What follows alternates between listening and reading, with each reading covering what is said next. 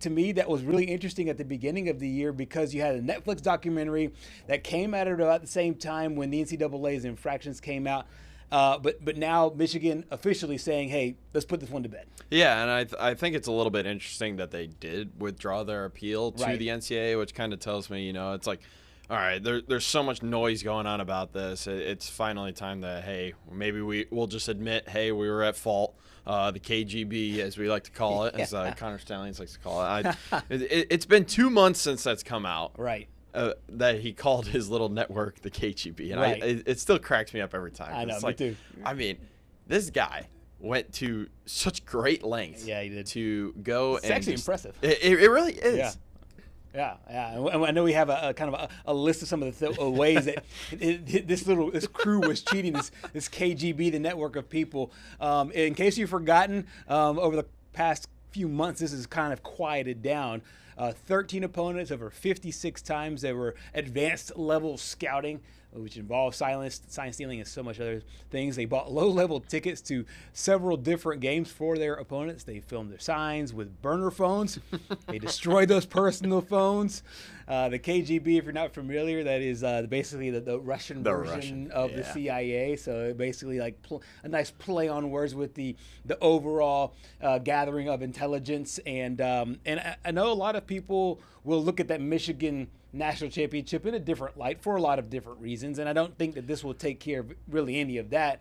But this does seemingly, in my opinion, kind of make it to where it's not going to drag this thing forward, because to me Michigan's appeal was ridiculous because there was so much mounting evidence against the Wolverines. So much against the Wolverines, and honestly it felt like the appeal was just trying to prolong the process that was just going to happen regardless. I think that the evidence was stacked so far against them that there was just no coming back. And honestly, at this point, you could just take your punishment. You can move on. Now you can move forward to this year. They've got a pretty good team this year with Bryce Underwood at quarterback. But now you can finally put this to bed. I will say I am a little bit shocked that the NCAA didn't vacate that national title. Yes, me too. I mean, that's definitely a topic of controversy. And just the fact that I believe it was $30 million that they were in fines. That's right. Yeah. Yep. $30 million in fines. But I think you mentioned it. I think one of the biggest things that really came out when this whole first story, was it was outed to the world in the formal sense, because this has been whispered about for a long time. But when it came out in the formal sense, one of the big things was, are you going to go take that national championship? And now it looks like that national championship will stay as it is. The NCAA will recognize it from here, to the end of time, as Michigan was the champions that year. So it kind of felt ho-hum in the moment. Right. And this feels more, not really ho-hum because it looks like Michigan will put this to bed, but it does feel like, okay, what was gained out of all of this? I mean, it feels like a lot of talk, a lot of chatter, but at the end of the day, really nothing happened. To me, it feels like this was just a slap on the wrist. I'm sure we've already talked about this, but when you look back at some of the things that other programs have violated in regards to recruiting and stuff like that, and they've had wins stripped from them for recruiting violations. Right. These are in-game sign-stealing violations, and that can easily change the outcome of the game. 100%. The recruiting outcomes, I mean, it can sort of change the outcome of the game because of, in the future, you just have better players, stuff like that. But when you know exactly what is coming, it's honestly hard to lose. Right. I mean, you saw this national title didn't get vacated. And then you look at the MLB, the Astros World Series ring didn't get vacated. That's right. Even though it's always going to have that little asterisk next to it. This one's going to have a little asterisk next to it. I know. And I wonder if some of this is just the NCAA. For the longest time, the NCAA went after programs and took away championships, and it felt like we were always still saying, yeah, but in our minds, this wasn't the case. I'll give you an example. This is not apples to apples. But Reggie Bush, for example, when they took Reggie Bush's Heisman Trophy, they said, okay, you're no longer the Heisman Trophy because you accepted things that are all now 100% legal. I think at the time, when they took the Heisman Trophy, there were so many people, myself included, that said, I know what my eyes saw that football season. There was no better player in the country outside of Reggie Bush. So no matter what the NCAA does or no matter what the Heisman Trust does, I still consider Reggie Bush the Heisman Trophy winner for that season. And I wonder if it was the same thought process here, that everybody saw Michigan, go out and win those football games, and they still say, okay, well, since Michigan is already going to crown themselves national champions, we've already seen Auburn give themselves 8 or 9 championships. It almost seems the NCAA is giving up, saying that, we're not going to, play moral. We're not going to be the moral superior in the situation. We're not going to say that we are the moral superior in the situation. We are just going to go ahead and let you keep your national championship and let others draw the mindset as they will, as far as how it relates to that 2023 team. Yeah, and I feel like nowadays it's just such a gray area, because you've got, as you mentioned, Auburn 2 months ago claimed some national titles. Right. Alabama also claimed some more national titles. So it felt like Michigan was always going to claim this national title. Mm-hmm. I mean, you hate to admit it if you're a Michigan hater. Right. After, they just ran the ball 50 times and called it a day and somehow still won. You knew it was coming every time. I'm still kind of shocked that J.J. McCarthy has an NFL job right now, even though he's hurt, because all he had to do was hand it off to Blake Corum 50 times a game. And, I mean, you win a national championship. But, I mean, I guess whenever you have Harbaugh as your head coach, he's doing pretty good right now with the Chargers, but, I mean, he is never coming back to the NCAA. Oh, and for he has sure. No reason to. He has no reason to, and I think that was another kind of the domino effect, maybe the ripple effect of this whole thing. One of the last rungs of the domino effect, one of the last tipping blocks, so to speak, was the fact that they both got 2-year show causes. Both Sharon Moore got a show cause, as well as Jim Harbaugh got a show cause.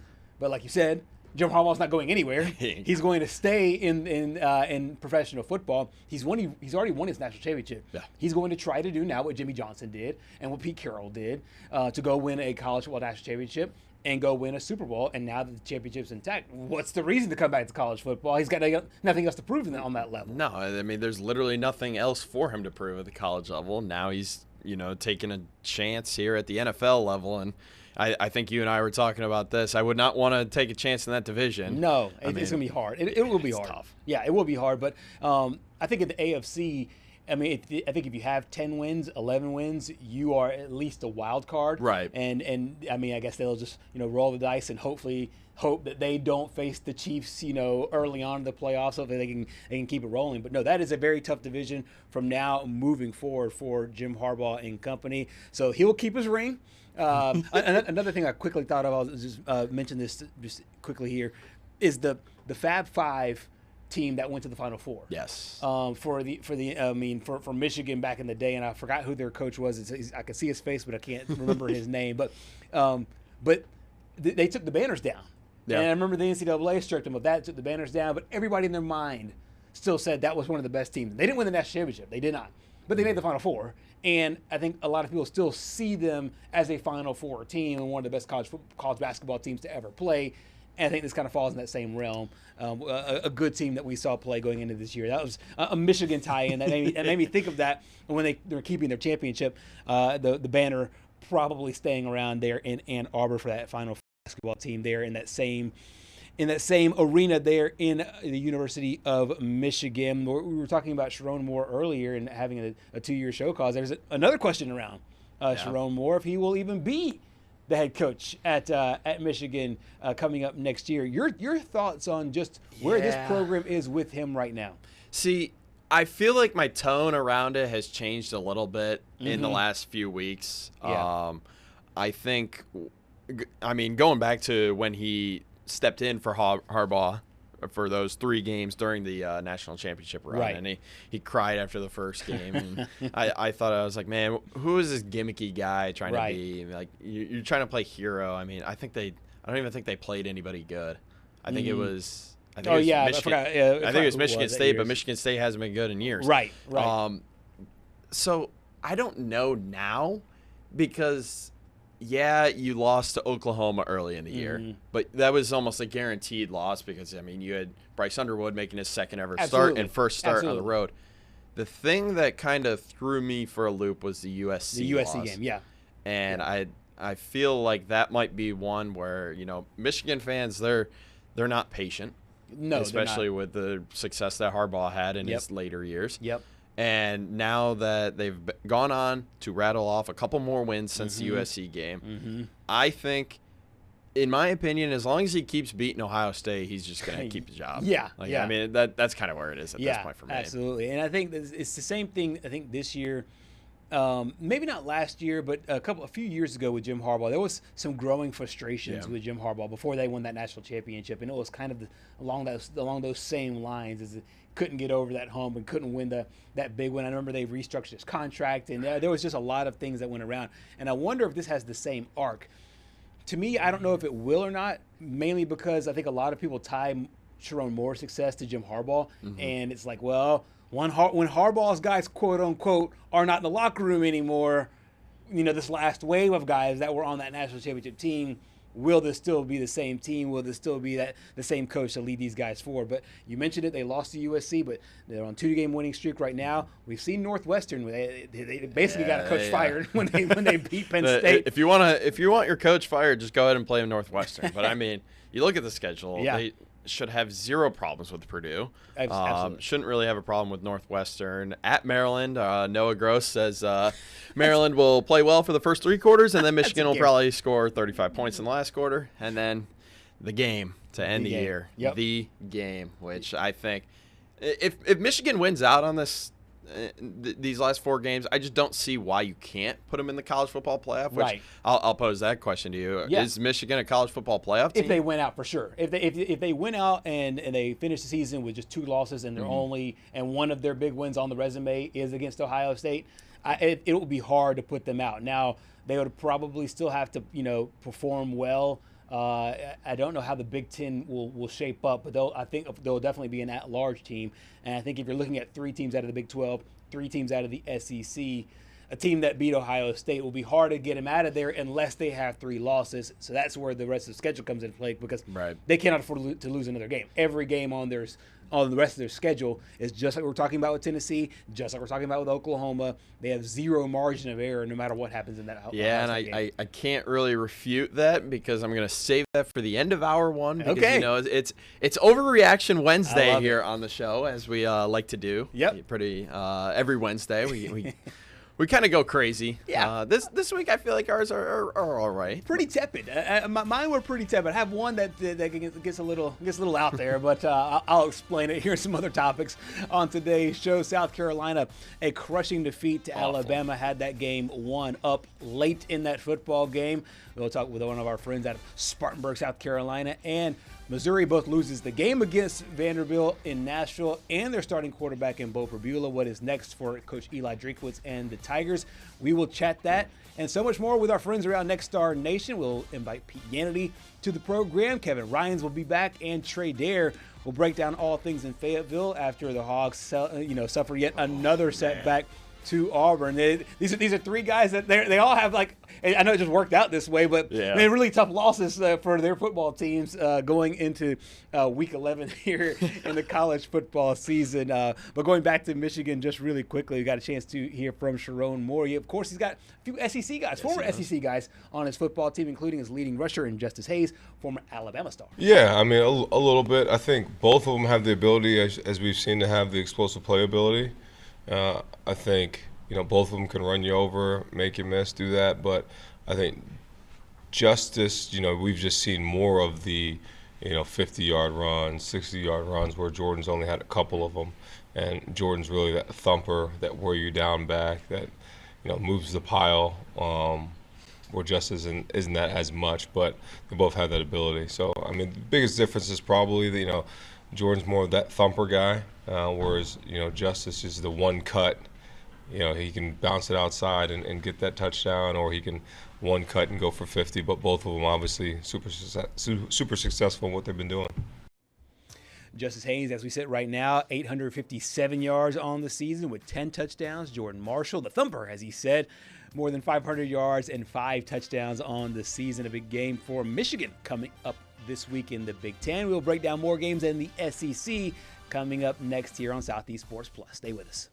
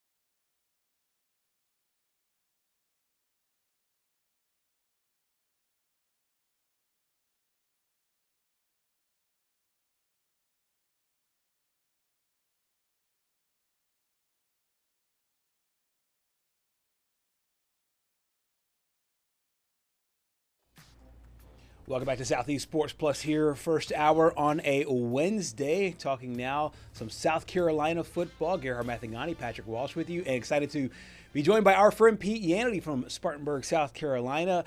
Pete, we were just talking in the break about South Carolina's big game, and those have to be probably more heartbreaking than blowout losses in the main sense that you have a top 5 team on the ropes and a chance to win at home. The student section basically had already come down to celebrate a big win there. Now, as you have a few days to digest what happened there in Columbia, what were your overall thoughts of Shane Beamer's team, the effort that they pulled out, and that very, very narrow win, close win?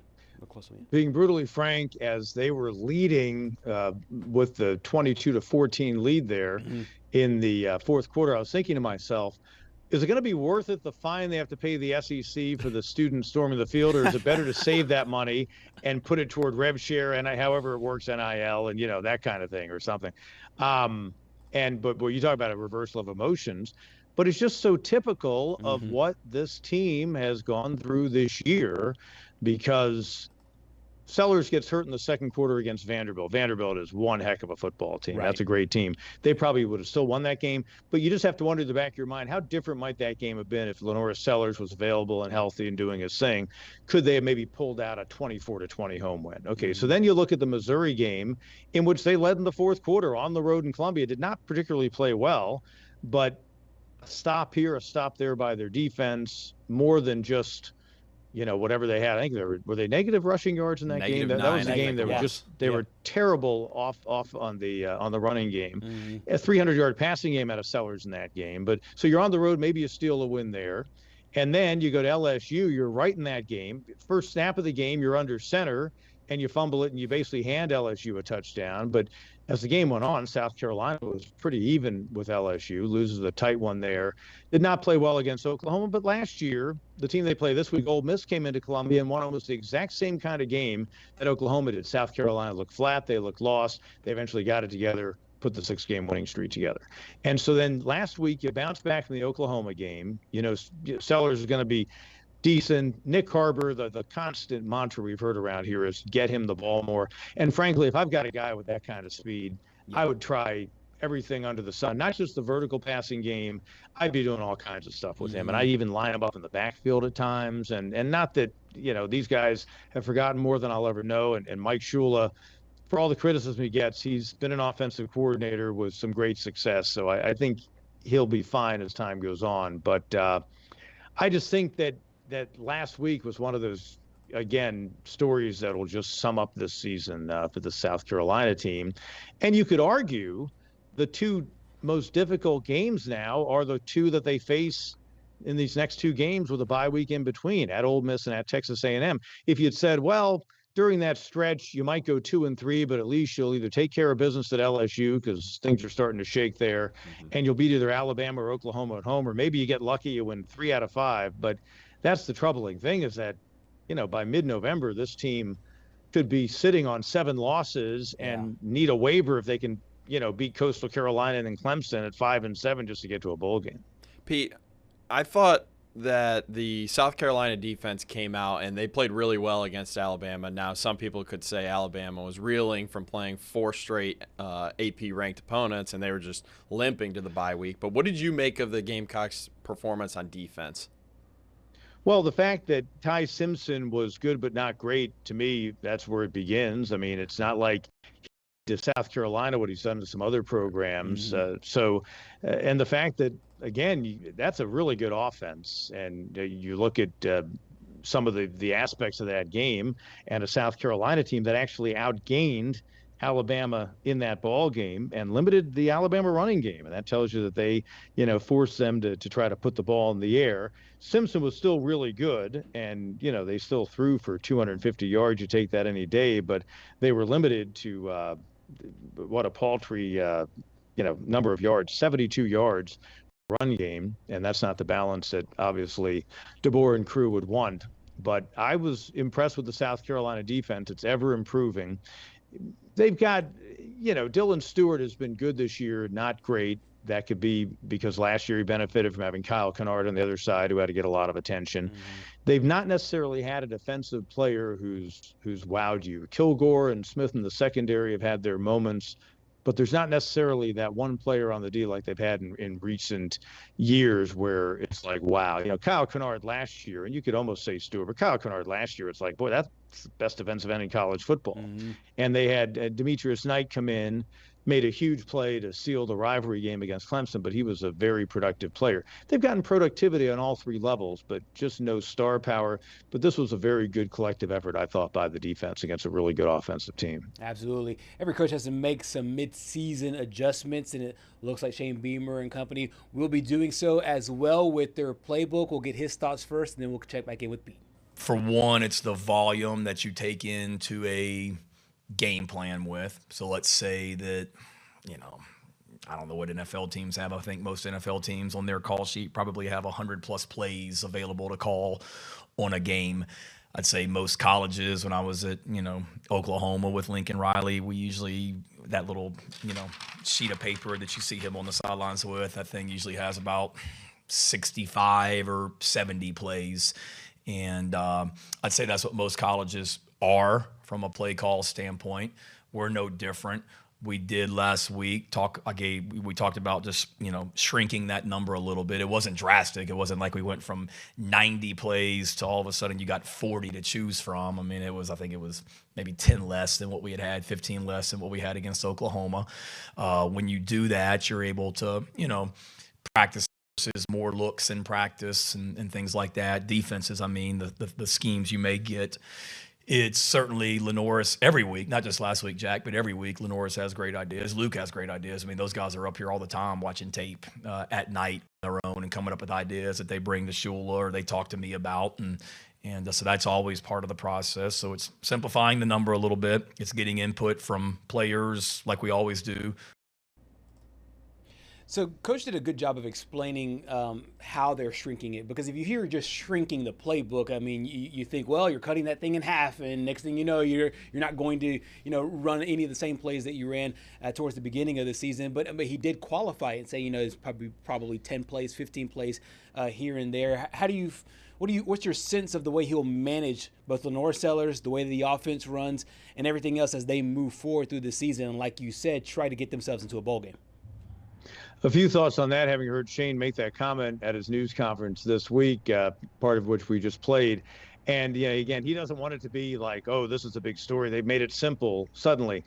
I think to the point of pulling some of the plays and maybe simplifying it for the week, Lenore Sellers, one of his hidden talents is what he's able to do when a play breaks down.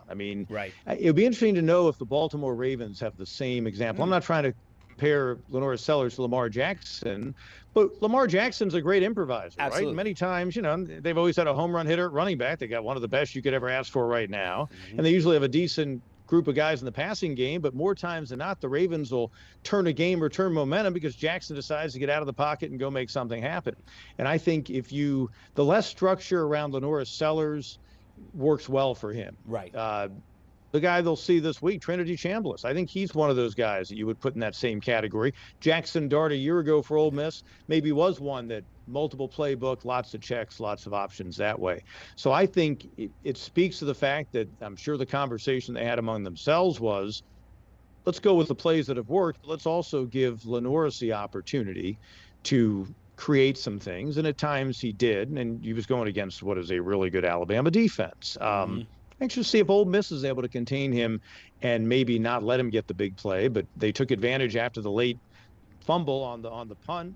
They certainly took advantage, and that looked like a design play for Sellers in the game last week against Alabama. But when you face other teams, maybe it's best to let Sellers, yes, have a playbook, have structure, have opportunities for Harbor to get his hands on the ball, but also make it so that you make that defense uncomfortable. And are they really running this, or is Sellers about to take off out of the pocket after, we've brought a guy from the weak side trying to blitz? Something else you got to keep in mind, and this speaks a lot to Alabama's defense, give them credit. Their top two running backs, Rasul Faison and Oscar Attaway, combined for 25 yards rushing last week. So for all of the things they did offensively in outgaining the Tide and leading them into the fourth quarter, there is still not the kind of productivity they're getting out of the backfield like they got out of Rocket Sanders in years past and some others. They just don't have that running back who's established himself as a counterbalance. And Rocket Sanders last year, that was a really big part of the story because they developed a home run hitter that really complemented Sellers out of the backfield as well. Absolutely. Just by the nature of the schedule, South Carolina does not have a lot of road games this year. They have obviously had that neutral site game to begin the season, a lot of home games, but now going on the road for the third time. The road has not been unkind to this team. You mentioned that LSU game. It was a close ball game. Also, the Missouri game was a close ball game as well. How do you think they'll handle the stakes now, once again, going on the road against a top 10 opponent? Yeah, it's tough. And, you know, in Oxford, they've got to be kicking themselves. They had that game won between the hedges, and they'd be, you know, a top 3 or 4 team right now, probably, depending on what else happened. And then you got an open date. Then you got to go to Texas A&M. I still think Texas A&M is an excellent team, but I'm anxious to see how it plays out for them over the next few weeks. So you don't know where they'll be because it's a few weeks down the road, but those are 2 brutal road games. That guy right there has talked over and over again. This is what we're about. Best league in the country. You sign up to come play in these massive stadiums against the best teams in the world on the college level and get you ready for the NFL and to get you high exposure. You got to go against coaches like that from an offensive mind, Kiffin, and coaches like that from a defensive mind, Venables. They're seeing those 2 head coaches during this stretch. It's really tough right now. You look back, and again, the Vanderbilt game at home, the Missouri game on the road, put those in the win column, and then figure out a way to close the deal against Alabama, and you've got a whole different vibe, and you're thinking about 8 or 9 wins potentially, which against the schedule they had this year would be really good.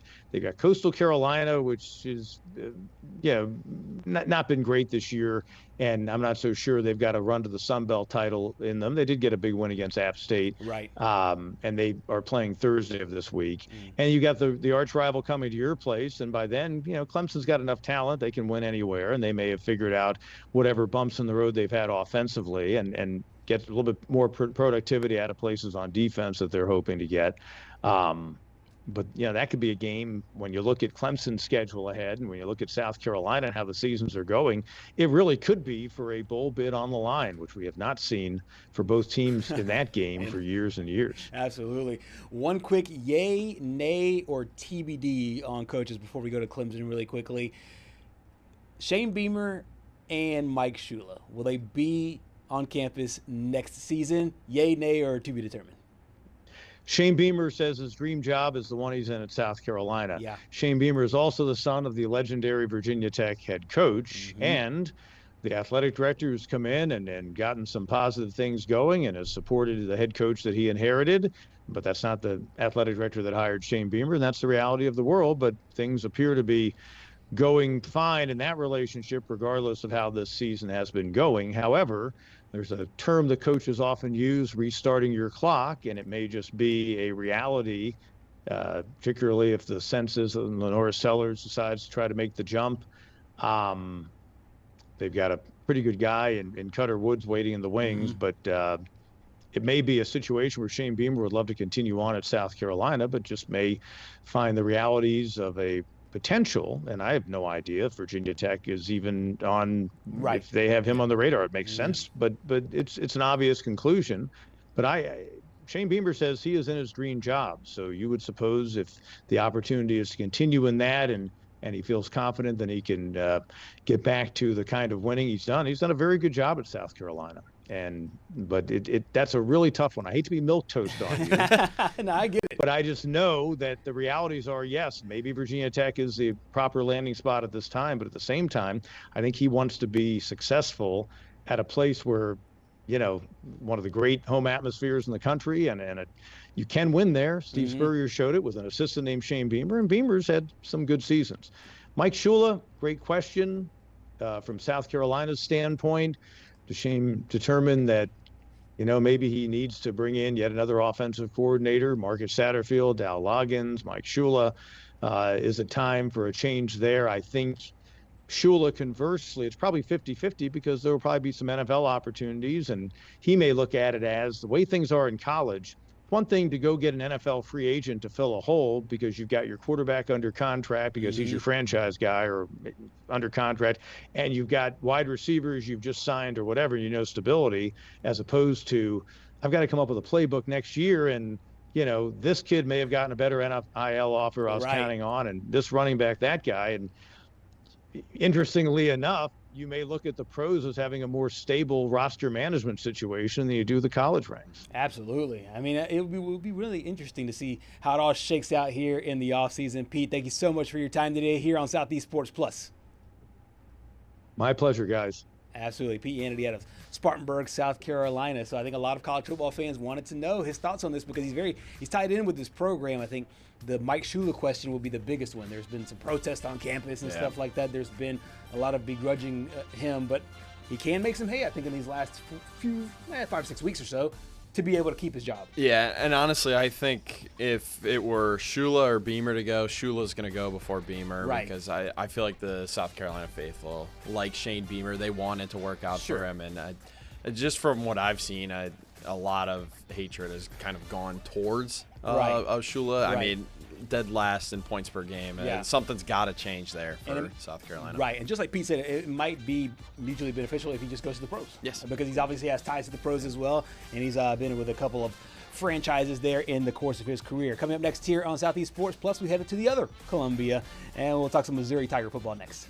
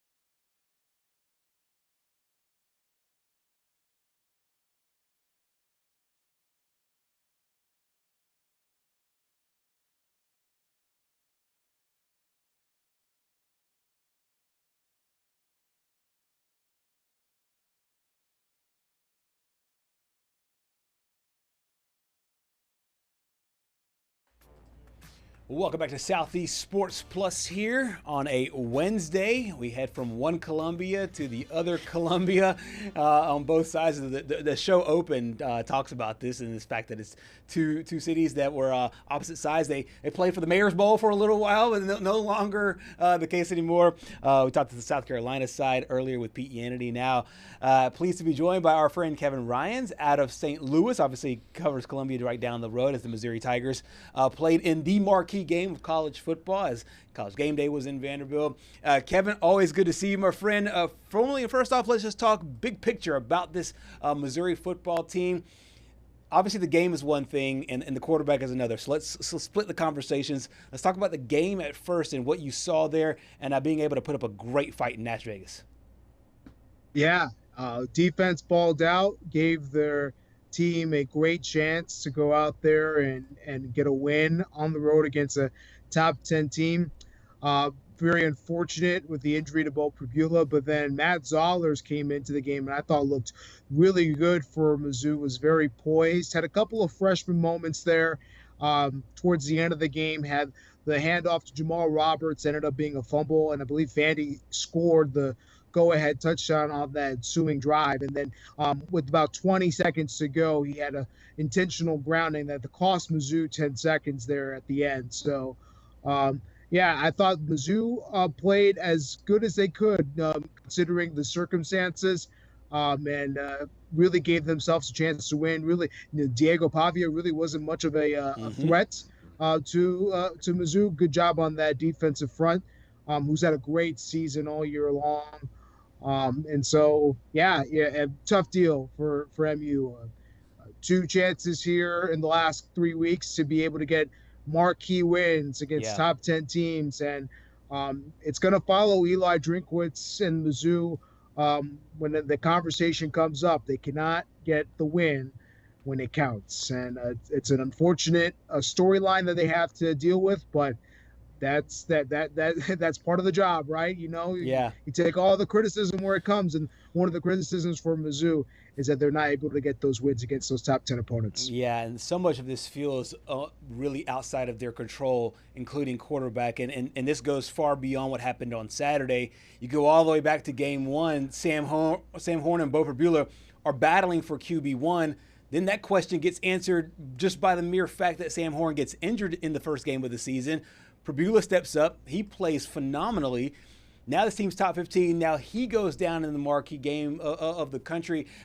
To me, it just seems like haunted might be too strong of a word, but it just feels like this team is just a bit cursed here, considering the expectations and where they were trending just 3 weeks ago. Yeah, the bad luck is there, Gerhard, for sure. I mean, and if you ask a Mizzou fan, this has been their life, right? They get really close, but then something happens, or and it's unfortunate for them to deal with that, but that's the case. Questionable play calling there, going for it. On fourth down, obviously it's the right decision to go and try to get the touchdown there. But they run it twice, and then on third down they throw it, and then they go for another quarterback option. And wouldn't you know, both injuries to both Sam Horn and Bo Pribula, quarterback options. You wonder, you have guys like Jamal Roberts and Ahmad Hardy. Hardy's having a fantastic season. He's your bulldozing running back. Yeah, a couple of weeks ago against South Carolina, he had an incredible touchdown where he spun off a defender. He thought he was tackled, spun off a defender, and was able to get into the end zone anyway. Yeah. How come you're not using your bulldozing running back over at the 2-yard line to try to get those couple of yards for the end zone, or Jamal Roberts? Instead, you go with Bo Pribula. He gets sandwiched in between a couple of defenders, and there goes his leg and his ankle. So unfortunate for Bo Pribula, unfortunate for Mizzou. Absolutely. Coming in for Bo Pribula was Matt Zowers. And I'll give the kid his flowers because he came in and he performed really well for 14 of 23, a little more than 100 yards and a touchdown, no interceptions on the game. What did you make of his performance being able to step in against one of the best defenses in the SEC and one of the top teams in the country? Now, for a true freshman, what a tough environment to be able to go out there and perform in. And I thought he handled himself very well. Other than those couple of moments that I mentioned off the top, I thought he was really good. He made great throws down the stretch. He gave Mizzou a great chance by the way that he kept his poise and was able to drive down the field using the arm. The arm talent is where I see it. I mean, it's so there. You could tell by just watching him that he can really sling it, and that's a good sign for Mizzou. Obviously, a lot of things factor into the college football roster making these days, but if you're able to keep a guy like Matt Zollers in your program, I think that's a really good foundation. Knowing that, you got to, well, for one thing, Bo Pribula. Not quite sure what's going to happen with him moving forward, especially after the injury. And then Sam Horn is going to be playing baseball for the Dodgers organization. So, Matt Zollers is a very capable, as he showed, to go into a big environment and perform well. And I think Mizzou should be very confident moving forward in seeing how he can develop and grow. Yeah, he's definitely an athlete, and you can see that as well. And that's the kind of quarterbacks Drink likes, is athletic quarterbacks. You just mentioned it. Sam Horn will take his talents to another professional sport in baseball. We got a chance to hear from Coach Drink about his team after the morale from the Bo Pribula injury. I thought our guys really rallied. I thought, I think the morale and energy got kind of taken from us, the gut punch on the missed field goal, because we'd had the ball down there twice and come away with 0 points.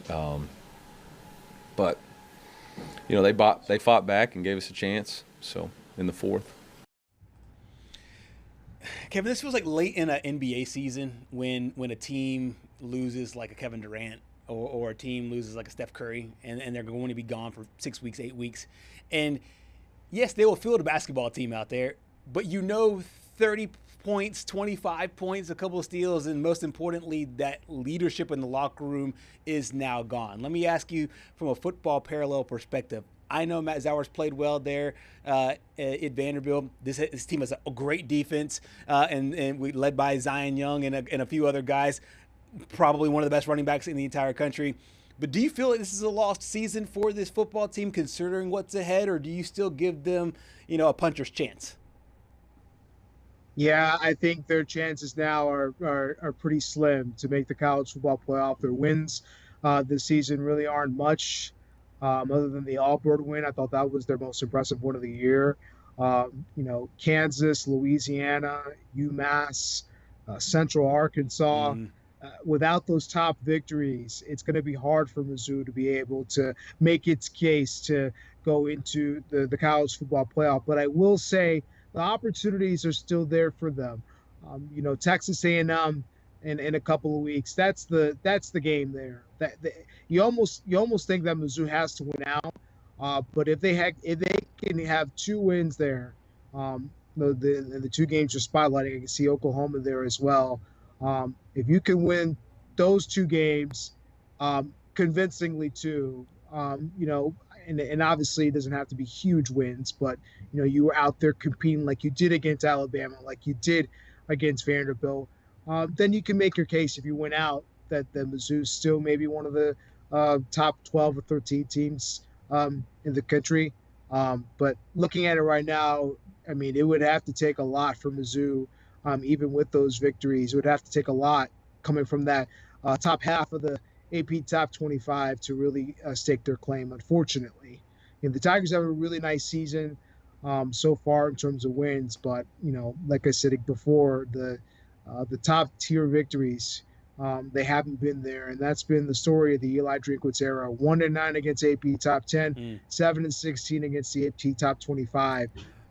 You're not going to shake it until it happens. Yeah, and I feel like the saving grace, though, is if you look at that schedule, Texas A&M is number 3 in the country, but besides LSU, who just fired their head coach, I mean, you go back to the Arkansas game, they look beatable, and they have looked beatable for a good portion of the season. They played a lot of close games, and then you look at the other game that you mentioned at Oklahoma. Oklahoma just lost at home to Ole Miss, so if there is some saving grace there, I feel like some of these teams, could have some cracks. And Mizzou has shown that they can compete with the top of the country. it's not like they got blown out at Alabama. I was at the game last year in Tuscaloosa where they weren't even competitive in that game. This year was very different. I know it was on home field, but the talent level was not that much of a disparity between Alabama and Mizzou. The Vanderbilt was the top 10 team in the country. If you put them side by side with Mizzou, you're watching football for the first time, you would think that those teams were pretty equal. So the talent level is there for Missouri, and they can compete with anyone in the country. But it's just about closing, and that's been part of their troubles against these top teams. Absolutely. One final thing for you. Want to spotlight one of the kids that's actually from your area, and Kevin Coleman Jr. And he's had 3 or 4 games this season where he has been absolutely electric, and he really exploded once again. Missouri and great receivers is nothing new. Obviously, Luther Burton just a year ago really exploded. What'd you make of the hometown kid, the way he played in Nashville?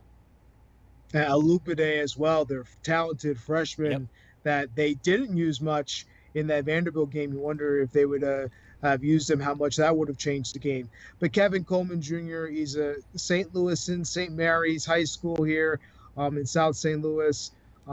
Just a fantastic player for them. He got in the transfer portal. He's been able to make his name, has good chemistry with we had good chemistry with Bo Pribula and seemingly was on the same page with Matt Zollers. They connected a few times in that game, particularly on that last drive where Mizzou was trying to go out and tie Vanderbilt there at the end. Actually made the catch at the 1-inch line. That if his body is a little bit more into the end zone, I think that ball is there. In fact, I think the football was caught and past the line there, but I think he juggled it a little bit, came down with it ultimately, but it was short of the end zone. So Kevin Coleman has shown that he can make spectacular plays, and it could be a huge game player. Think about the Kansas game, how much he wrecked that game as well for Mizzou, a big rivalry win. Kevin Coleman Jr. has been fantastic for Mizzou and Eli Drinkwitz, and I think they're happy with the production that he's been able to give. Absolutely, as they should be. He has had a monster season so far and a monster game there in Nashville. Thank you so much, Kevin, for your time here on Southeast Sports Plus. I'm happy to join you guys. Thank you so much for having me once again. Absolutely. We'll see you down the road. That is Kevin Ryans out of St. Louis, and one of the big things that you like to see in any one of these situations when a guy goes down is always next man up. He's been making plays this entire season, but it feels like, hey, when they need a big play, they can go right there to the senior. Yeah, and honestly, just at this point, just got to go to Ahmad Hardy and put the load on his back too at the same time, because I mean, you had him in your Heisman house earlier in the season. That's and right. He has that capability. No question. I think at this point he needs to start taking a bigger role, since now Mizzou is down their top 2 quarterbacks. Absolutely. They'll need a lot of different guys to help out their new starting quarterback as Zowers takes over as QB1 there for Coach Drinking Company. Stay with us here on Southeast Sports. Plus, we have our overreactions after a great week in college football. Stay with us.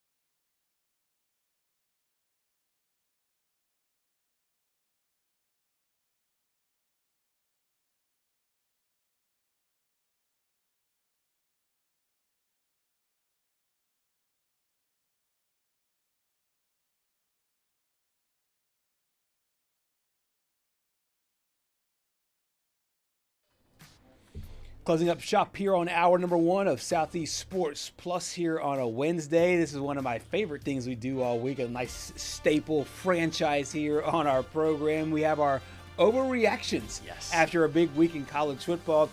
Sometimes these things are way off the mark. Sometimes these things are pretty tepid, but the overreactions are what they are every week. Here's week 10. Yeah, remember what I said earlier when we were talking about Michigan? You know, I didn't want to talk about the SEC getting X amount of teams into the college football playoff. Right. Well, first one here, they are getting 5. Wow. I believe they are getting 5, and honestly, I don't know if you can give it to Michigan with 2 losses.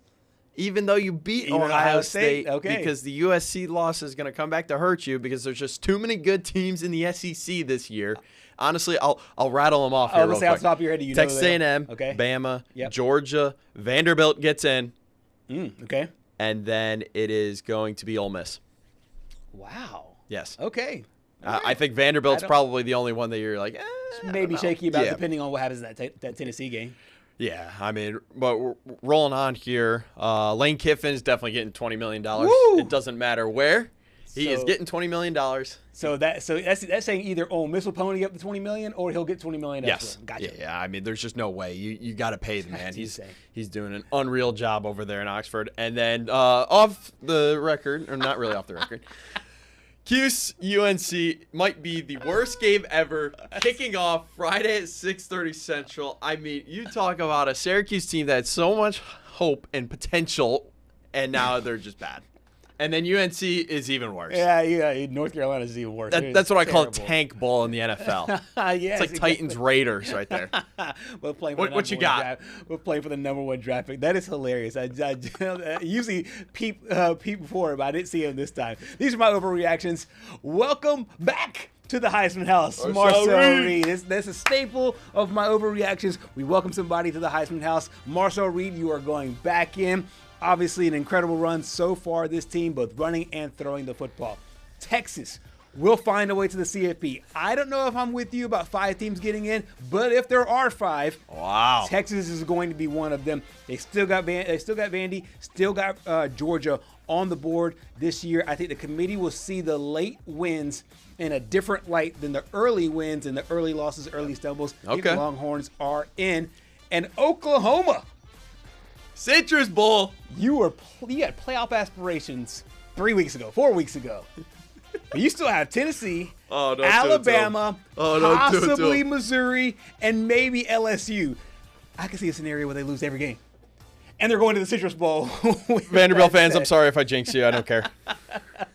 So Oklahoma in the Citrus Bowl is our overreactions for week 2. Stay with us. Hour number 2 is next.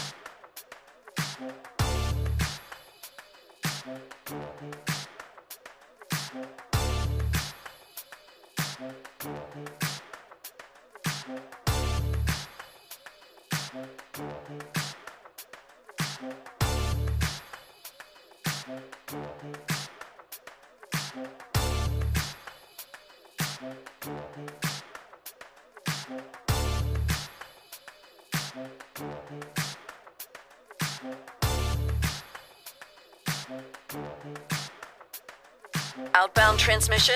Affirmative. Crew ready? Check. Signal lock? Check. Downstream stations online? Locked. Let's light this candle. Flame on. In 3, 2, roll show open. In our neck of the woods, sports is tradition. Sports is passion. Sports is family. Sports is fun. Welcome to our house. This is Southeast Sports Plus Live with Simone and Gerhard Mathangani.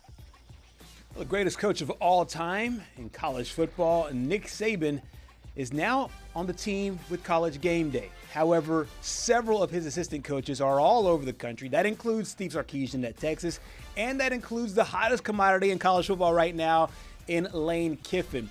Saban has been very outspoken ever since he is taken off the whistle and the straw hat, so to speak, for Alabama. Of course, now serving as an analyst in college football, and now sharing some of his thoughts on what Lane Kiffin and some of his assistants should be doing and looking at as they're now weighing the future for themselves and their families and their football programs moving forward. Welcome to Southeast Sports Plus. Gerhard Mathangani, Patrick Walsh with you. I find it really interesting every time Saban opens his mouth because he could talk about college football from a lot of different angles that is to me phenomenal. He can talk about it from a recruiting standpoint. He can talk about it from an X's and O's and schematic standpoint. Oh, yeah. But most importantly, he can talk about it from the way that he sees the coaching perspective, the coaching position as of right now, because he came in at a certain time back in the late 70s, early 80s, and the mid 90s. He left it at a certain time, and he sees the college football game from afar now. What do you make of his latest comments there about his former offensive coordinator? You know, I honestly think he does have a point here. Yeah. I know you talked about, as Miss Terry likes to call, baby coaches, and Lane Kirby, Steve Sarkisian, who might go to the NFL. Who knows what he's doing. But honestly, I feel like he has a point here. Obviously, LSU just fired Brian Kelly. Right. Billy Napier was fired from Florida a couple weeks ago. And while on paper those might sound like better jobs than Ole Miss, Right. nobody knows exactly what's going on behind the scenes except for some of these coaches. Yep. And I mean, Nick Saban's coached at both LSU and Alabama, so he's seen both sides there. And honestly, I think Lane stays.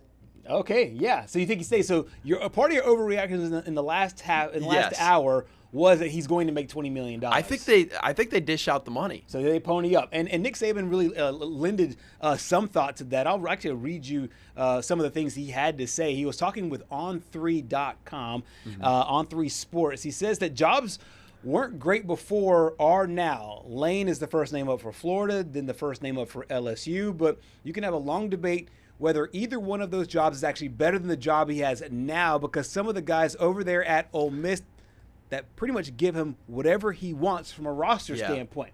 So if you give him whatever he wants from a roster standpoint, well, it's only a hop, skip, and a jump from a salary standpoint to be able to give him whatever he wants there as well. Look, I think I just said this to you during the break.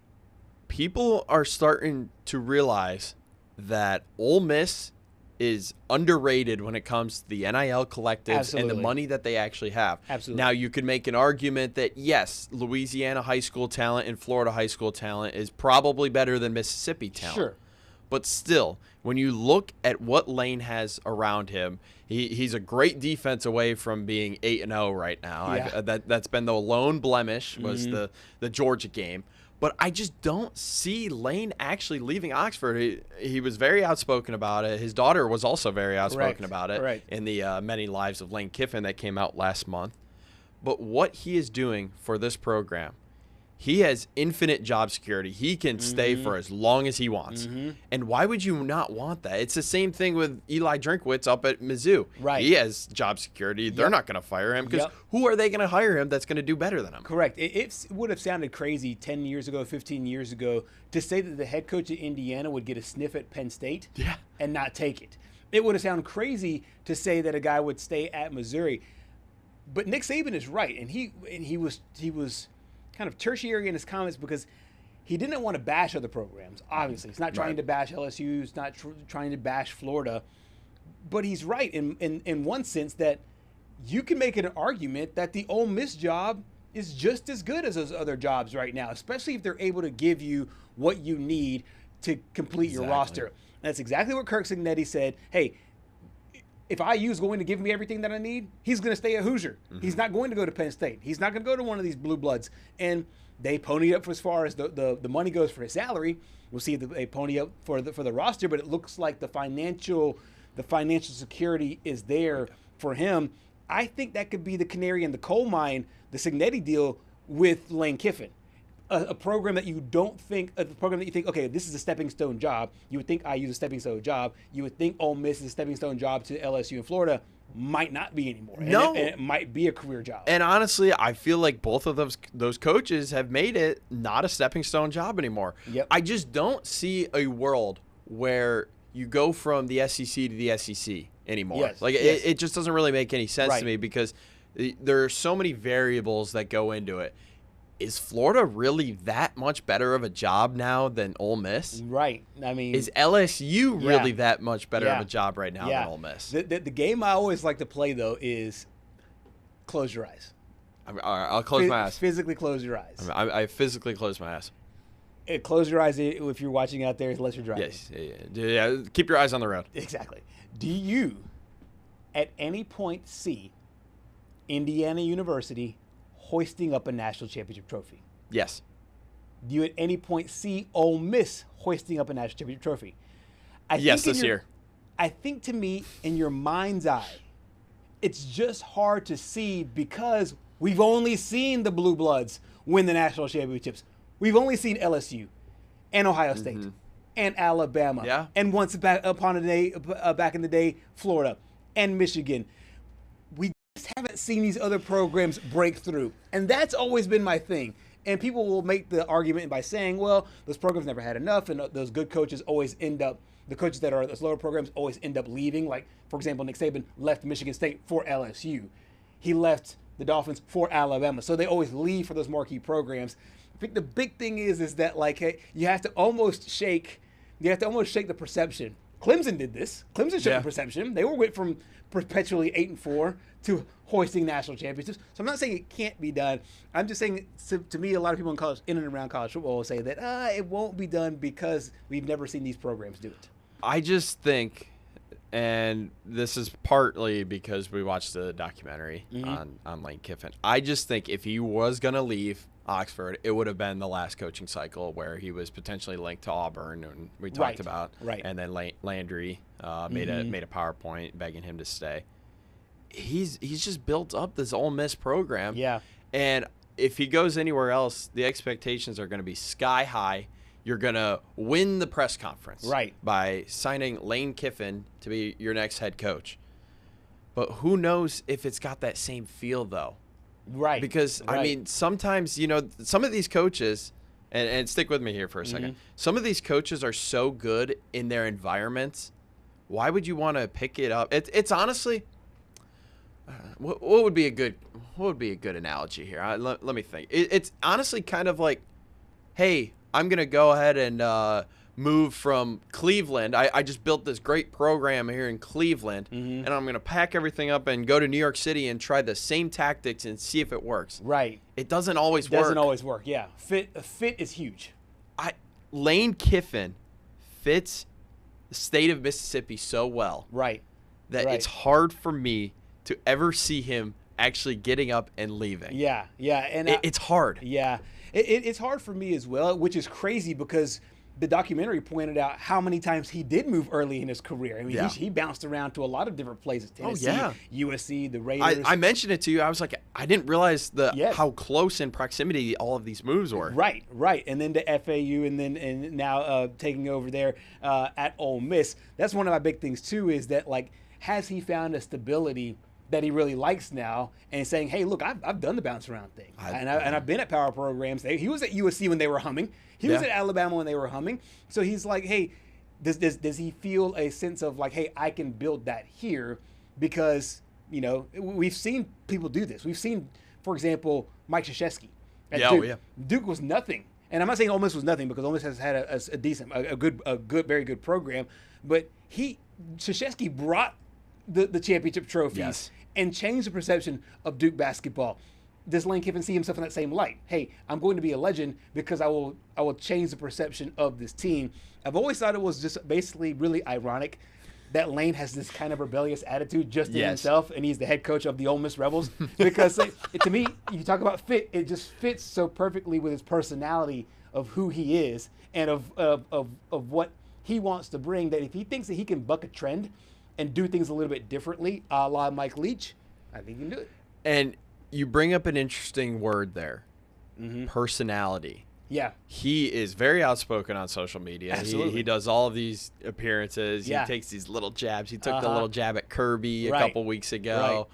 He took the jab after the game, after the Oklahoma game. This guy was talking to me all game, and he's all quiet now. Right. You can't do that if you're the head coach of Florida. I feel like your own fans are going to be like, well, all right, what clown did we just hire? Why is our head coach doing this? Or LSU? Yeah. Where the spotlight is just so much brighter there. It is brighter. I do think the only tie-in with Florida that I do see, and some of it's very topical, that makes me kind of smile when I hear it, because I didn't make this up. I've heard this elsewhere, and it makes me smile when people mention this. They're like, well, they want to if Florida fans close their eyes and they have a coach, what do they want? They want an offensive-minded guy that wears a visor, that's a little rough around the edges, just a little bit. And that reminds them of Steve Spurrier. Yeah. And Steve Spurrier kind of reminds them of what Lane Kiffin is. Now, I know Urban Meyer, he worked as well. He was a completely different kind of coach. But I think they were always more tied to Steve Spurrier, and they see a lot of Spurrier. I mean, obviously, Lane does it very differently. They see a lot of Spurrier characteristics in Lane. But Spurrier was obviously a Heisman Trophy winner. To me, Spurrier was still an athlete as a coach. He was still taking that trash-talking attitude as a coach. That's just who he was, even though he was 40 years removed from his playing days. I find it really interesting, though, and you mentioned the money. I think a lot of this will come down to money, but Coach Saban is hinting that he could probably make the same money there in Oxford, which would be interesting, because if they can pony it up, then I'm right there with you. If you can get the players you want and you can get the money you want, why leave? Lane, if you're watching this, which I know you're very active on social media, so there's a potential that you could be watching this.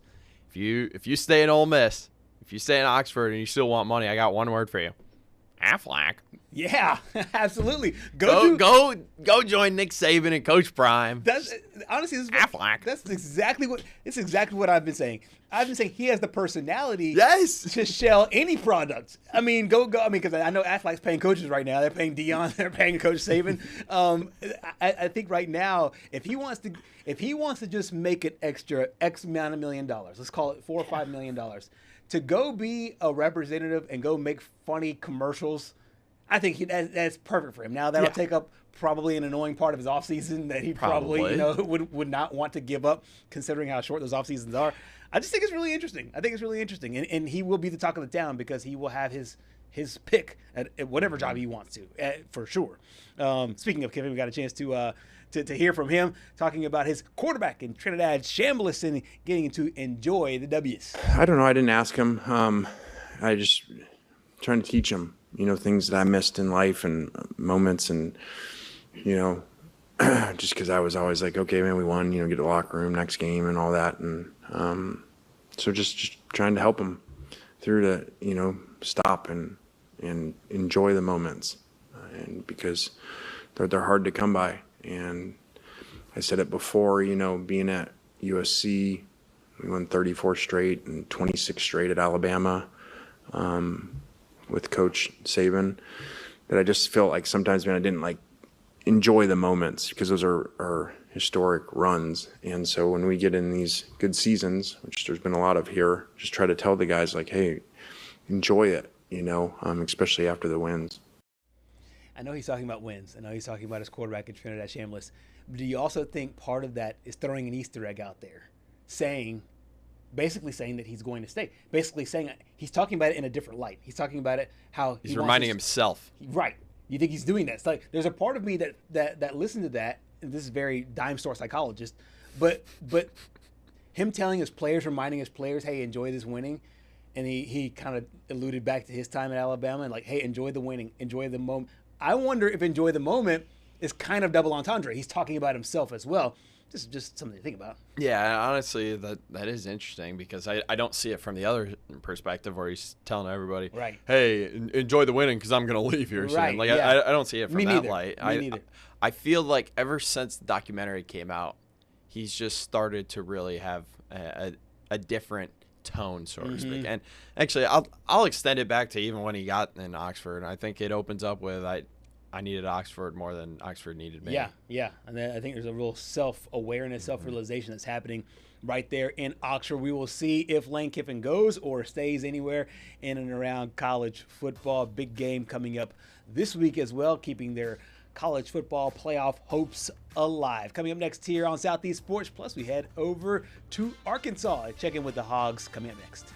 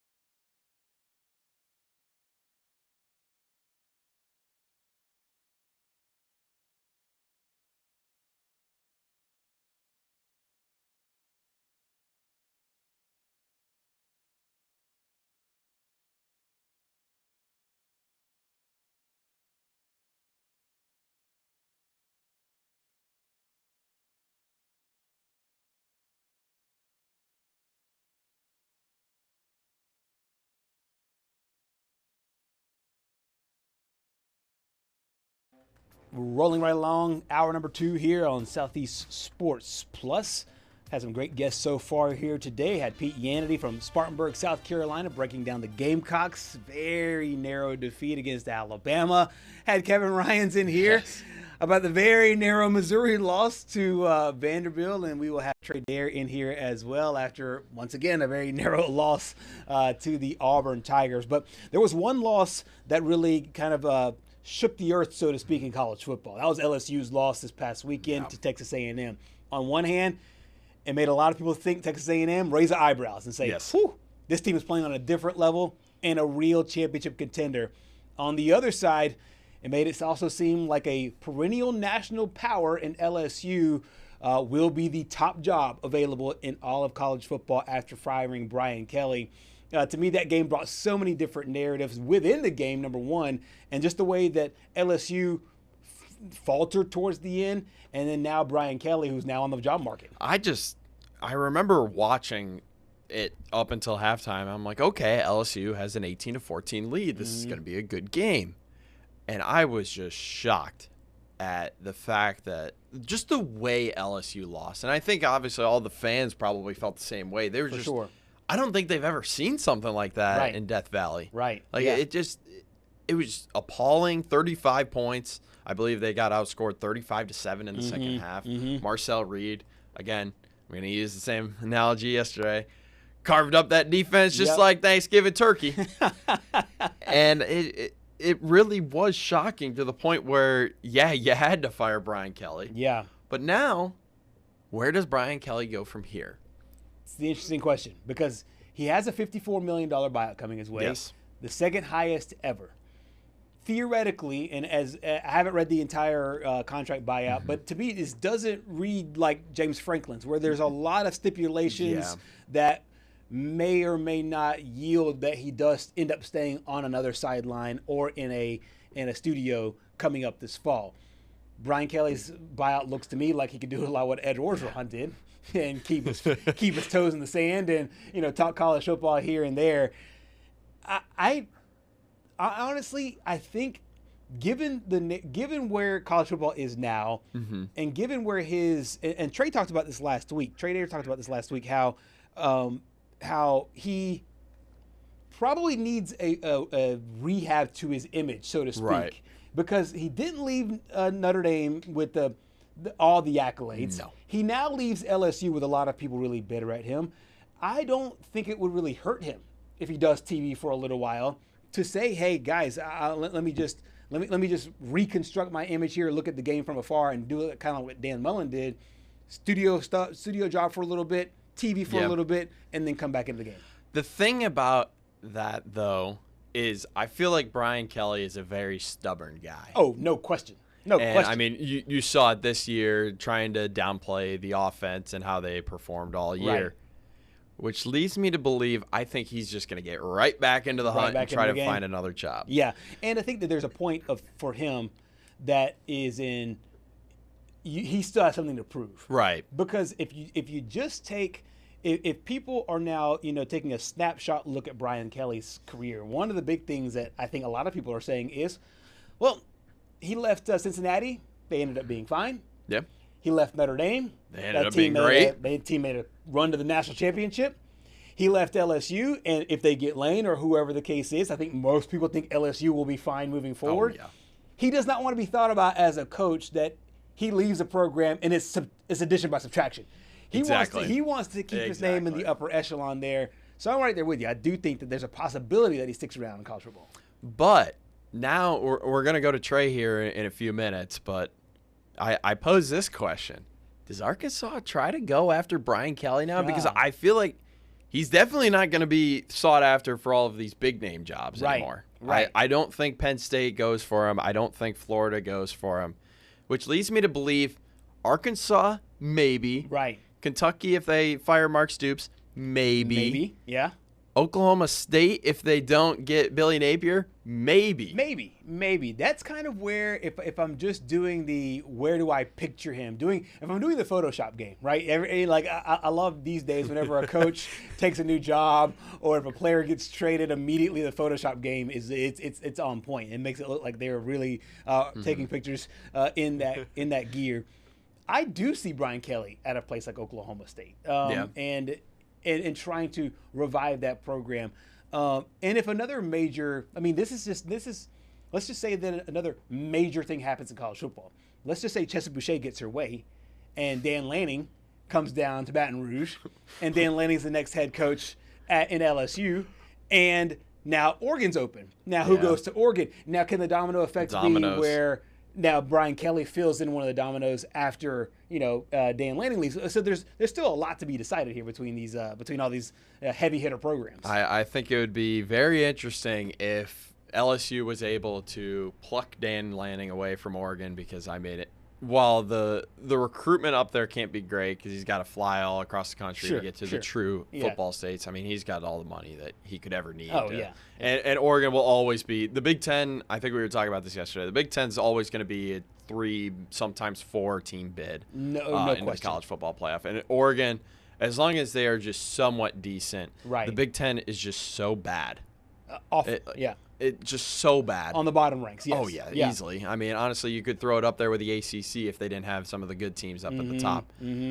That it's hard to believe it. And then I was driving into work this morning, and I read that Eddie O was like, "Oh yeah, I'll hop in my truck and just go on down to LSU, and I will gladly coach for them again." And it's just like, man, I would. I literally just saw that. I pulled up. I opened that tab, and I'm now coming back to it for the first time since I opened it like a couple hours ago. But no, Ed Orgeron, he said basically the day or maybe the month after that he was ousted, he wanted to get back into coaching. Yes. And we talk about fit all the time. There is no better fit as far as just from a pure cultural standpoint. There was no better fit at LSU than at Orgeron. He fit the people, he fit the personnel. Now, of course, obviously, I think a lot of people credit the players for the winning. And Joe Brady. Right, exactly. And Joe Brady, and they credit him for getting the players because he is one heck of a recruiter. But I found it really interesting that Eddie O is trying to get back into the game. And Eddie O, I can see him at a place like Oklahoma State as well. Brought up Oklahoma State. That is a potential, in my opinion, landing spot for him too. Yeah, I mean, I don't see Eddie O. If he goes anywhere, it's LSU, and it's just I don't see it happening. But let's bring in Trey Darrell. Let's see what he has to say. Do you think Eddie O is getting anywhere into college football if it's not LSU? Arkansas. He's being picked around for Arkansas. I'd love it. That'd be great. You go from Sam Pittman, what do they call him, the head hog, and Eddie O. The head hog. Well, that's anybody's the head hog, whether it's Petrino or Pittman or Bielema or whoever. They're, in our sportscast there, we're always referring to the head hog, whoever that may be. I feel like some people wear it well. I feel like he would wear it well. Some things I'm hearing that I don't, you hear these things. I want to preface this by saying you guys have to know this. Nobody really on the inside is going to speak, understandably. So any booster that gives $5,000 to university, they think they know, because they make that kind of commitment. Of course. So they always feel like, oh, I'm sharing this, and it's big time information. But Arkansas is going to take a big swing, but the execution of that swing could be a different thing. No question. We talked about this last week. We did the thought experiment. You did the blind who's top 5, and now the LSU job has officially come open. Auburn not yet. We'll see what happens there. You can see that online, by the way. Picture Nation YouTube page. That's right. Was breaking it down. He ranked Arkansas number 1. Oh, he ranked Arkansas number 1. Oh, no. Zero bias there. Running back. Come on. Yeah. Exactly. Number 1 to him. It was the Peyton list. It wasn't the official list. But now that LSU is officially open, how do fans that are not on a part of the show, how do fans overall think this coaching search will go, and how deep will it go? Because I feel like there's kind of 2 questions now for every club. Number 1, who do you go after? What kind of guy do you go after? G5 guy? Do you go for an established guy that's a head coach right now? Do you find a guy in-house? And what's the timetable? For those 2 questions, for both the AD there and for the fans there, what's the one that they would love to see their coach be able to fulfill for this program moving forward? Yeah, a lot. There's a lot to unpack there, and I go back to that booster comment about like everybody thinks they know, but really they just because you donate a little bit of money, even if it's tens of thousands of dollars, doesn't mean you do know. I think there is some regret that Arkansas probably didn't pull the trigger on Sam Pittman because last year's coaching cycle was a lot different. Yeah. And then again, that booster comment, everybody coming out of all these universities said, hey, it's a different time now. These buyouts are going to change, revenue share. Well, we don't have the money and woe is me. And we're seeing an unprecedented coaching cycle. Penn State firing a coach for $50 million. LSU firing a coach for $50 million. Florida hiring a coach for between $10 and $20 million. So clearly that was all nonsense about like, well, we don't have the money and it's changing and we should invest somewhere else. So, where does Arkansas go? They could have kind of been the belle of the ball in the coaching cycle last year. Now more shoes are going to drop guys. How far down do they fall? They're behind Penn State. They're behind LSU. They're behind Florida. Does Sark go to the NFL? If it gets really bad, does Sark get fired? What if there's other movement? Michigan, what if that comes open? Lane goes to Florida. Ole Miss comes in. Not that Ole Miss is a great job, but you get what I'm saying. So another thing I do think I think what we've talked about on the show is going to happen at some point. Don't think it's going to happen this year. A coach is going to get into the playoff and he's going to leave for another job. I just think that's really, really hard. Yeah. I think that's really, really, really hard. So to me, where I kind of think just in my nature and following the sport, having my love for the sport, it starts with Lane Kiffin. If he doesn't get into the playoff, he's going to be a hot, 9-3, gets left out. He's going to be a hot commodity, but it looks like they may get into the playoff. And then beyond that, the American Conference. I know I wanted to call it the American Athletic Conference. So you got Ryan Silverfield, you got John Sumrall, and you got Alex Golish. Only one of those guys is going to get into the playoff. Actually, I suppose there's a scenario where maybe James Madison, which shout out Bob Chesney, my guy I used to work in Boston, Holy Cross, doing big things. They got one of the best defenses in the country. Yeah. They're putting up points. Got a nice Man, everybody JMU hires, they get it moving. But anyway, circling back there, the G5, I think that triangle there, Sumrall, Golish, and who's the other one? Silverfield. Ryan Silverfield. I don't know if all three of them are going to leave, but I think it's a safe bet. Two of those guys aren't going to be able to turn down the money. Apparently, Sumrall's telling people close to him, you kind of get on the internet, that he loves it at Tulane. And that maybe there could be a bigger, better job for him down the line. Now, LSU may also look at it and be like, hey, this guy's right in our backyard. He won at Troy. Right. He's winning at Tulane. Yep. He fits our culture. Yeah. The bulk of our fan base is well aware of him. Can John Sumrall turn down $10 million from LSU? No, that's the thing. I think he's giving the normal coach speak when it comes to these things, and he's a master at it. He did it when he was at Troy. He said, I'm here where I am. I am where my feet are. Then he ends up going and taking the Tulane job, obviously doing a phenomenal job, and I'm right there with you. I mean, an hour down the road, and all LSU fans are familiar with him. I think he'd be a home run hire if they do not get Lane Kiffin. We'll go back to the coaching search in just a little bit, but first, let's talk specifically about Arkansas's latest game. Bobby Petrino and company, once again, it just feels like we were talking about the moniker about the champions of almost. Once again, it's an almost situation. Third game now. I think when you total up the margin of defeat in the last three games, I think it's about 2 touchdowns, or maybe a touchdown and a 2-point conversion. But for this Arkansas Razorbacks football team, what did you make of the game against Auburn and just some of the ways that they were coming short once again? Forget finding ways to win. This team now is finding ways to lose. They 21-10 at half. Auburn can't do anything offensively. It's not often you're down, you make a quarterback change, and you have a double-digit comeback, and that happened. They have all these resources invested into their offense, and just still couldn't get it done. You look back on some of those plays. Some of it's miscommunication. Some of it's on Talon. My big takeaway going into that game was I don't see a path for Bobby Petrino getting the Arkansas job without a win. He could still gambling here. He could backdoor cover his way into this thing. What if they are the 6th or 7th best job in town, and they do, offer some big fish, but they're turned down by 5 or 6, and they just throw their hands up, and it's, guys, we tried. This is what we're going to have to do. We're going to get them at a little bit of a discount compared to what we wanted to spend. Right. We're going to invest that money in the roster. So I think that's possible, but I felt a shift in the fan base, and I expected to feel that shift. You had to win that game. You just had to. It's a hard sell on your fan base whenever you said we fired Sam Pittman not because we lost to Notre Dame by 43 points, but because Sam was 4-19 in 1-score games. So a handful of 1-score games. If Petrino, God forbid, goes 0-7, would it be? Yeah, 0-7 or 1-6. I think you're in danger of turning off your fan base. And here's why coaching hires and firings are so important. That stadium holds 70,000 people. You're not selling, 20, 30,000 extra tickets a game, and you got beers that are, $10 to $15 a pop.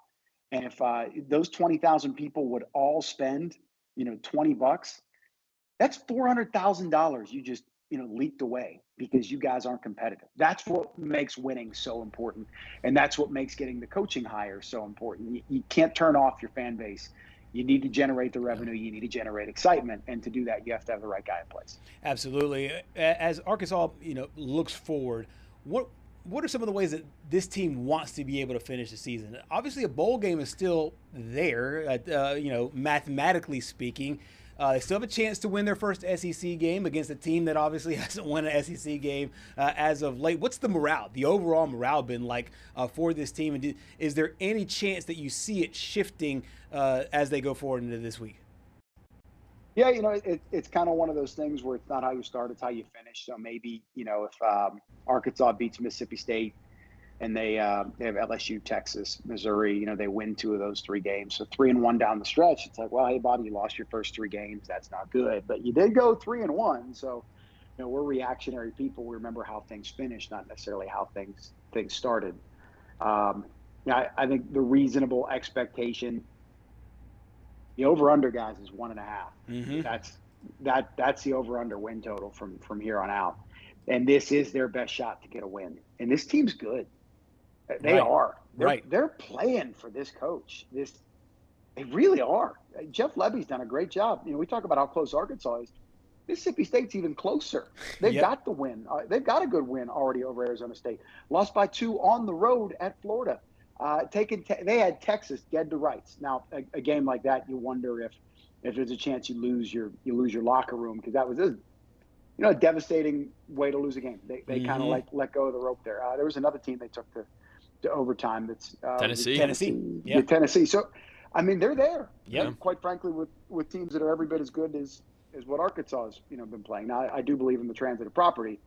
Texas A&M beat up on them pretty good. So, yeah. Arkansas did push A&M, but I still like what I'm hearing from the players. Raylan Sharp had a great endorsement for Bobby Petrino on Tuesday night. Saying he's a good man and he believes in him and he wants to play for him and he knows how much that Petrino wants the job. But that still doesn't change the fact that the results just aren't there. So the expectation coming in was a 6, maybe 7 win season. Anything beyond that would have been pretty remarkable. 8 wins would have been fantastic. 7 wins, I think they would have a hard time firing Pittman. But rumors are he was going to retire regardless. Absolutely. Anything short of him getting a big-time raise. He was done after this year. Absolutely. We will continue our conversation with Trey Dare. We'll hear from Bobby Petrino and talk a little bit more about the larger coaching search here on Southeast Sports Plus. Stay with us.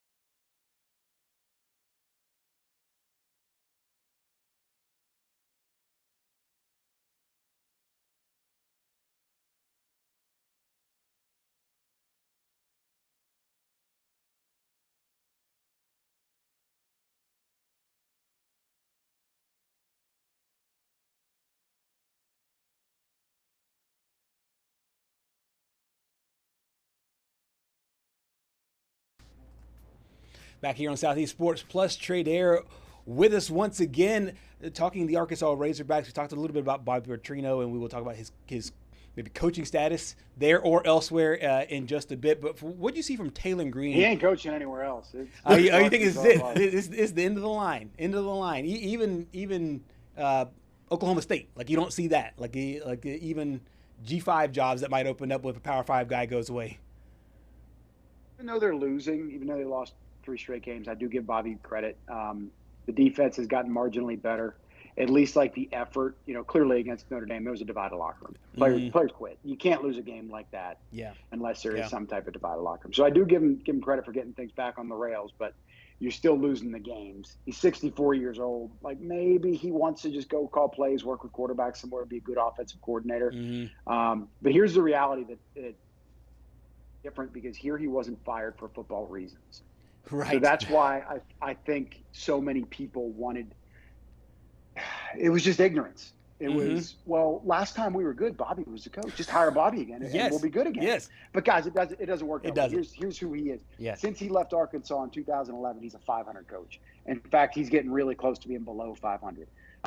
Last time he was a major head coach in Division I college football, he was fired at Louisville. That team completely quit. It was 2-8. He goes and he's a head coach at 1AA, 5-5 his last season at Missouri State. So you mean to tell me your last 2 big endings as a major college football coach at Louisville, you went 2-8 and you're 5-5 in 1AA, and that's what we're going to get behind at Oklahoma State or at Arkansas? It's a hard sell. Here it's unique because there's supporters and there's fans that remember how things were. That's the thing. And there was a glimmer of hope that maybe it could be that way again, but it's just not reality. Trey, he's not the only coach that's going through this. My alma mater, West Virginia, it feels like the exact same story. Rich Rod leaves after losing 13-9 to Pitt, or 13-7 to Pitt, goes up to Michigan, loses to App State. That's a disaster. The fans are like, oh, well, we were great with Rich Rod. We got to go back to him to become great again, and look how it's going right now.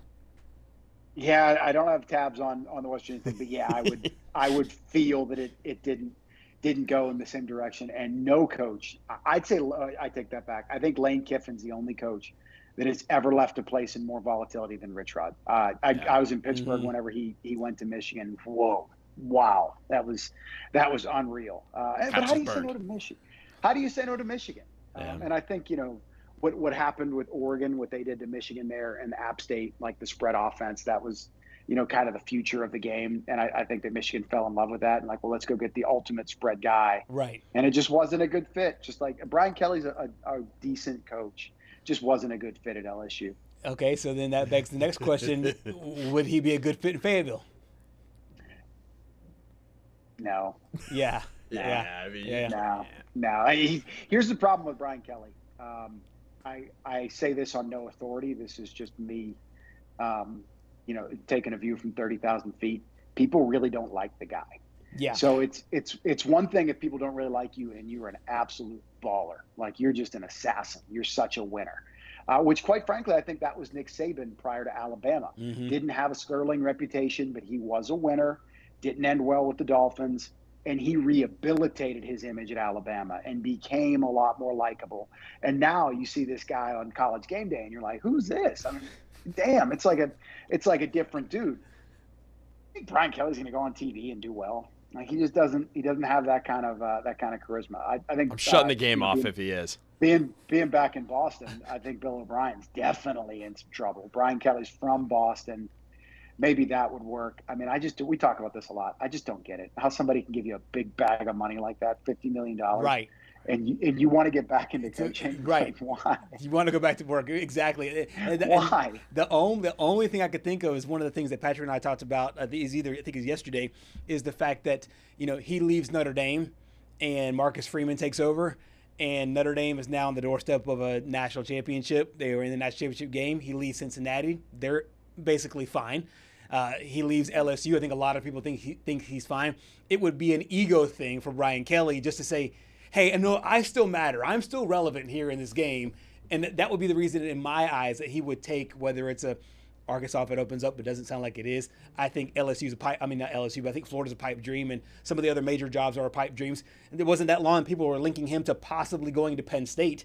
And I think that's probably done as well. So I think from an ego perspective, that would be the only reason why he would want to jump back in, to say that, he still has some meat on the bone, so to speak. Yeah. I don't want to say it because I don't really believe it per se. It's so hard to, it's rumor. It's not coming from, somebody valid. So I have a hard time saying it. But there is a fired head coach.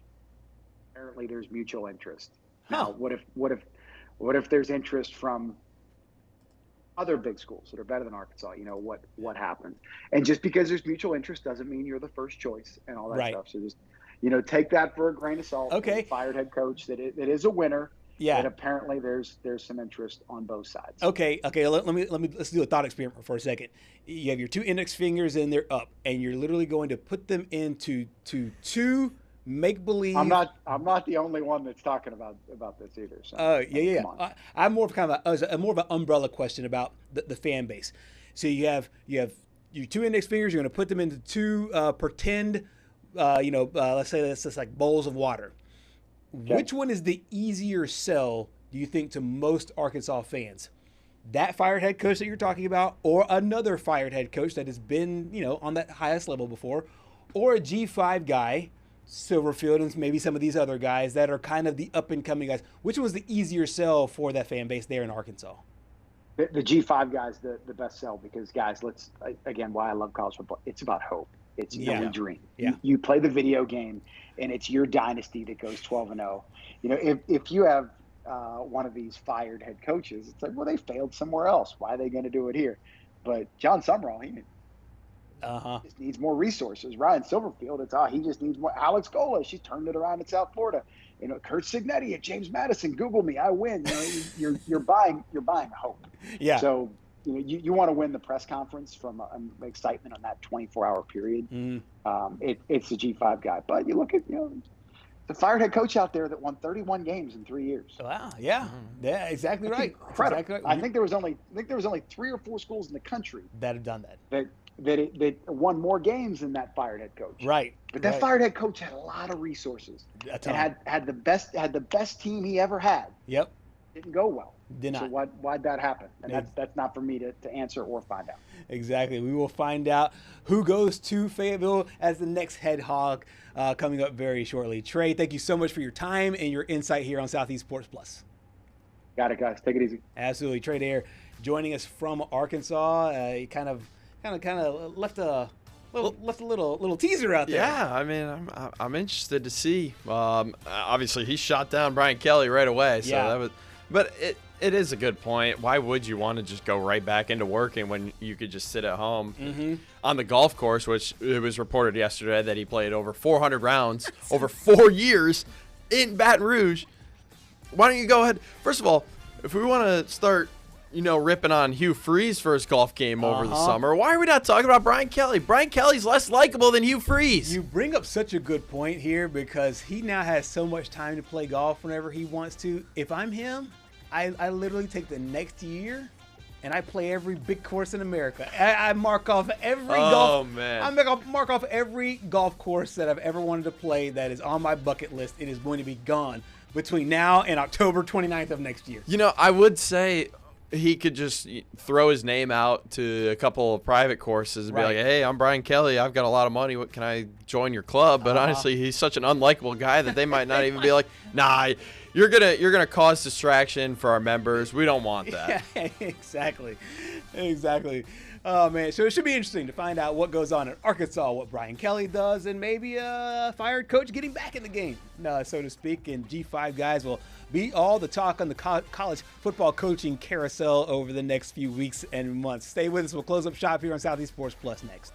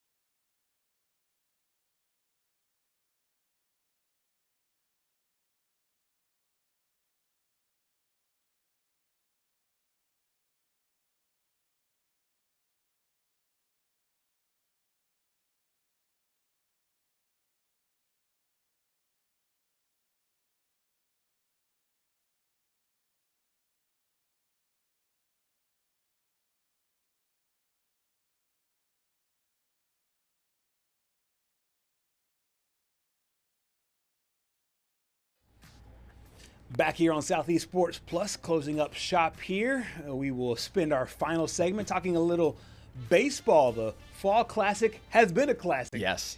Now, Game 4 wasn't the same classic that Game 3 was, but still a really solid game. And through 4 games, Patrick, we are now tied at 2. I mean, I think everyone was glad that there were no extra innings last night because you played.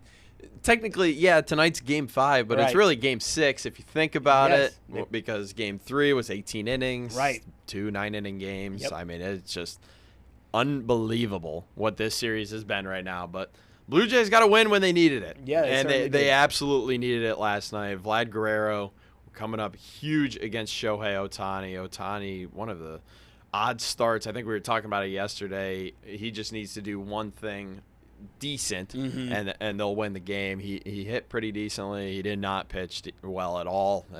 I think it was arguably his worst performance in the postseason. But as you can see there, man, Vladdy, he is one guy. Yep, he is. And you expect the stars to make plays in these big games.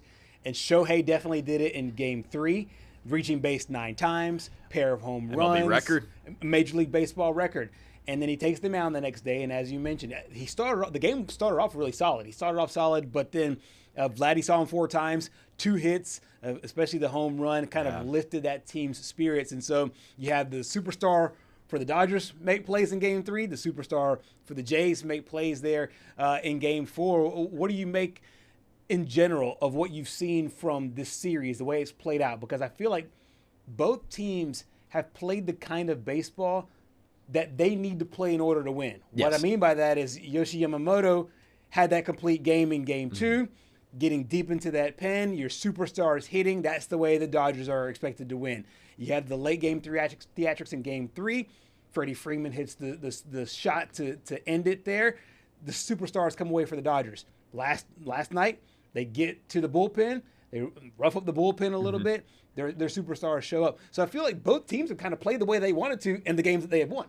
Look, I'm just going to say it like this. In the 2 losses for the Jays, they've done some questionable they've had some questionable base running, and you have to play fundamental baseball when you play the Los Angeles Dodgers. Right. I go back to last year's World Series, and the scouting report that the Dodgers used against the Yankees was, hey, make them play baseball. Make them play fundamental baseball. Just make them do the silliest of things. Just so simple as hitting a line drive or just putting the ball on the ground. Yeah. I mean, we saw it last year. Judge drops the ball in center field. Right. Cole doesn't cover first base. That allows runs to score, and it just spiraled out of control. There were a couple of bad base running blunders in Game 1 and Game 3 that I felt like completely changed. Look, the Blue Jays should be up 3-1 right now. Yeah. If they didn't make that base running blunder in the 9th inning of Game 3. That's what I was going to ask you. I mean, do you think it's a situation where, let me put this in a football term, a team turns the ball over 4 times and it's either tied or they have a chance to take the lead or they do have the lead? Do you think it's like one of those situations to where it's like, hey, they have played not just bad baseball, but terrible baseball in parts, and the series is still tied at 2, effectively making them the better team? Yeah, I really do think so. Look, you can beat this Dodgers team. You really can. Yeah. And you definitely, I think if Toronto is able to pull out a win tonight, the series is over and Toronto is your World Series champion. Like I just do not. Game 5, it's over. Game 5 is going to decide it for both sides, because LA, I don't see them. If they're up 3-2, I don't see them losing 2 straight. I don't see them losing 2 straight at all, actually. I'll just go out and say that. Well,